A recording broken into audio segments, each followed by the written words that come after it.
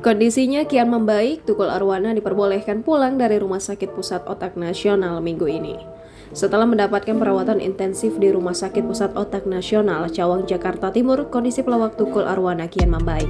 Manajer Tukul Arwana, Rizky Kimon, mengatakan bahwa presenter One Man Show itu sudah ditempatkan di ruang rawat inap dan menjalankan fisioterapi 2 kali 1 hari.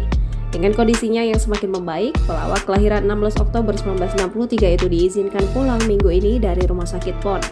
Dokter juga menyarankan agar Tukul tidak terlalu lama berada di Rumah Sakit PON jika kondisinya memang sudah membaik. Seperti diberitakan sebelumnya, pelawak Tukul Arwana sempat dilarikan ke rumah sakit akibat pendarahan otak. Bapak 3 anak itu dilarikan ke rumah sakit pada Rabu 22 September 2021 sore.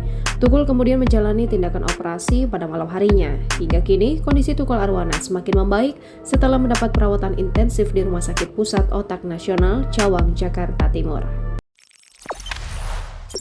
Jangan lupa subscribe, share, komen, dan like ya!